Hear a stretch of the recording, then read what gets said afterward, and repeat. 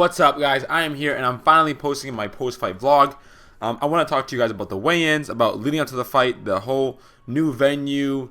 There's a lot of details going behind this thing that I thought you'd think are pretty cool. But first off, my shirt just came in. As you can see, it? No respawns in real life. For me, it's like a motto for life. You know, like you can only live once. That you only have one life. That type of motto. But it didn't start that way. Years ago, I forget, it was at a certain event. Somebody came up to me, but we were going back and forth, and we were all cool. We were all friends, so it wasn't like anything. It wasn't like real beef or real like an argument, whatever. But he's like, I bet I can take you, because they find out I was a sensei, and that's before people really knew who I was, but they just knew me as Tommy's martial arts instructor. And I just responded with like, I just came off the top of my head. I was like, there's no respawns in real life, brother, like that type of thing. And I was like, I kind of like that saying, and I've stuck with that motto ever since. I've been using it like with the guys, and I just use it in general. With Rain and I always use COD references when I'm trying to explain something to him. When we're talking about any subject, I always use COD references. I always like to, as a teacher, I always like to use a reference that people understand. So if it's for a child, I use something that's going on in their life. It's an adult, and so forth. As a good teacher, you want to use the things that they understand, that they can associate with, because it makes for better understanding. It's just, that's how you teach. So yes, if you want to get this shirt, I think it's pretty cool. It comes in a hoodie. Right in the description, 5% off. Use that code and go there if you'd like to get something. So now back to this fight. Yes, right off the bat, it didn't go the way that I wanted, but it did not go different than I necessarily expected. I saw it going one or two ways. The way that I saw it going in my favor is me connecting on those shots that I threw in the beginning.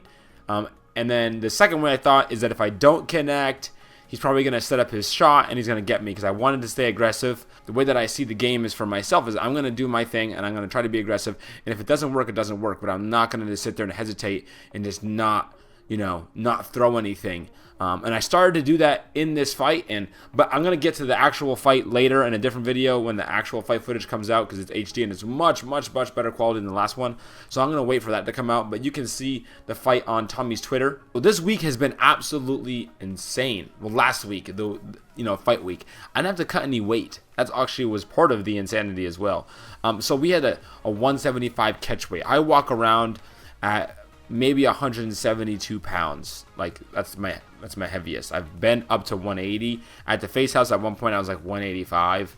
I was lifting very heavily, but I've been training in the martial arts. When I'm at my martial arts weight, my walk around weight is right around 170 when I'm really doing my cardio and I'm staying short and I'm staying lean.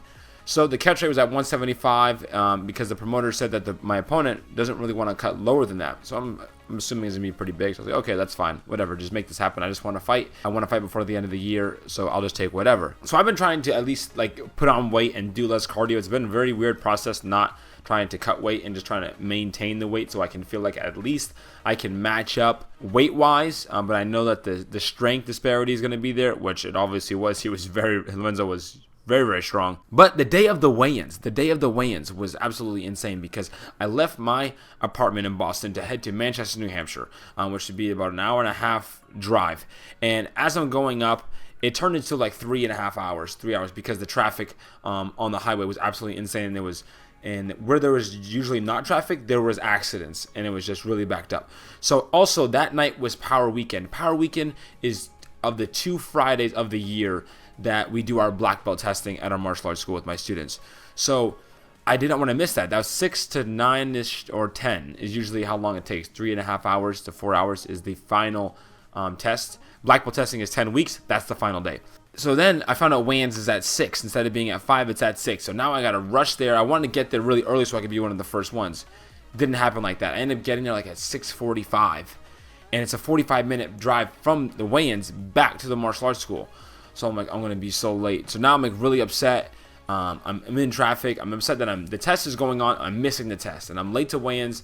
And I'm really not feeling this, because I do not want to miss the test. These students have been training so hard. I'm their instructor. And I did not want to miss the test one bit. Not even a tiny piece of it. So that really was bothering me heading to the weigh-ins. Let me weigh in. Great. I weighed in at 171 pounds. He's like, it's good for me if you're ready to go. I'm like, yep, ready to go, all set. It was so weird, the greeting with Lorenzo's, because I was in a rush. I was kind of like, hello sir, how are you doing? I was very pleasant, very happy. And that's not usually how the atmosphere is. Everyone's usually very respectful. No one's really in MMA is like a jerk or a punk, really. Typically, they're very respectful. When you go in the cage, you just do your thing, and then after, you're typically good, unless something bad in the cage happens. But other than that, typically, the sportsmanship is really good. because you both understand that you're doing a wild sport. We do the weigh-in pictures. They were kind of taking a long time. I was hoping they would hurry up. It's kind of weird. You keep staring at somebody and you go through the whole like,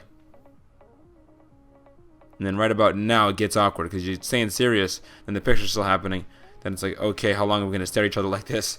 But anyways, that happened. I zoomed out of there, went to the black belt testing. Now it's the day of the fight. I still had classes in the morning, so I taught our demonstration team.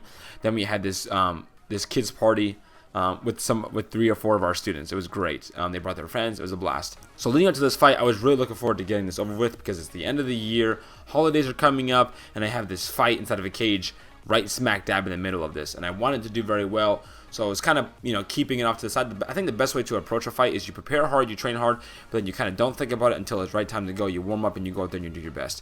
Because you can overthink yourself so much heading out into the fight. As I was getting ready, I was getting my hands taped. I couldn't have the same Guru Chase. He couldn't make it.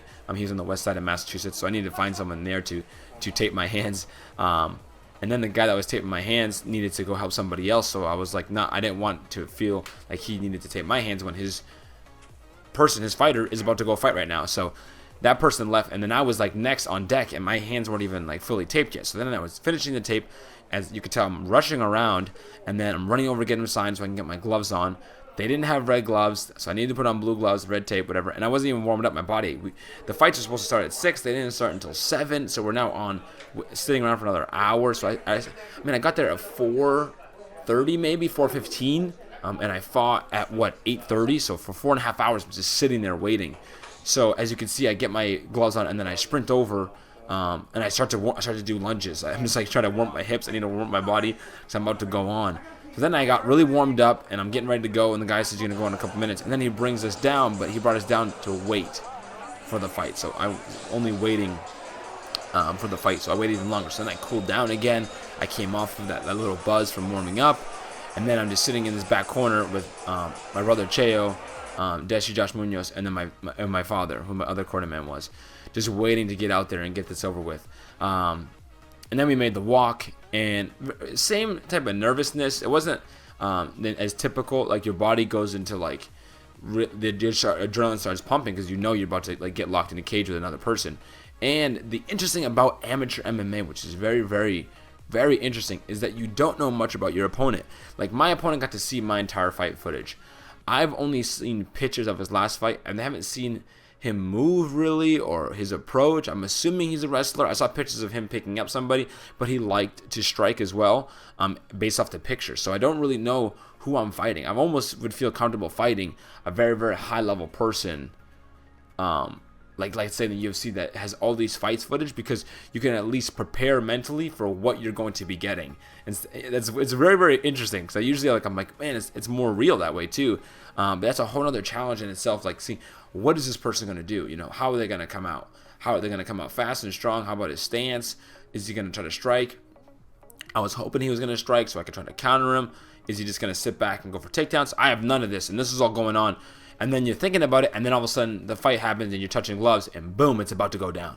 So that's really interesting at this level to see that in the very beginning stages, your first couple of fights, that you don't really know much about the other person. So you're kind of walking into something, and you don't know who this person's going to become either. You don't know their skill sets like them. They don't know me. I want to take a whole nother video to break down the fight and the little intricacies into the fight, into my strategy and my game plan, and where I went wrong. And then I want to talk about what he did really well, and then I want to talk about also the end of the fight and how it ended. And it was very it was weird. It wasn't wrong. I'm not going to say controversial in that way because it was in the rule book, but in terms of myself, it felt really, really, really, really weird, the end of the fight and how it was over. Because it was nothing compared to my first 2 fights, not even in a bad way. It was just so awkward and so weird how the whole thing played out. So, but thanks for watching this video and my post-fight vlog. Hope you like this little behind-the-scenes thing. But I should be getting the fight footage very soon, and I want to wait till I do that, and then I can give you a good, solid breakdown of the fight, of in-close fight in the cage fight footage with HD quality footage. It was a whole new venue. Combat Down did a great job. There was like TV monitors up like there. I was looking around. It was cool. It was a really nice spot because of being in the hotel, in the like ballroom area. So it was pretty awesome. But thanks for the support, guys. Again, yeah, I'll see you soon on the next video. Be looking out for that, for the full fight footage. So I know it was a fast fight, didn't go the way I wanted, but I'm really looking forward to putting this behind me, training hard, getting back into my jiu-jitsu grind, competing in jiu-jitsu. Actually, I wasn't able to do that at the end of this year, but for 2017, I really want to make it the year of jiu-jitsu for myself. I'm going for my 5th degree as well. I have a lot of things that I want to be working on in the martial arts to make myself better. I'm excited to get back to that training and not be distracted by, you know, a quote-unquote fight camp, even though I didn't really have a fight camp, but getting back to that that grind and just training on all my martial arts and just focusing that, and then preparing for any competitions later or early mid-year for 2017. So once again, thanks again. See you next video. All right. Oos.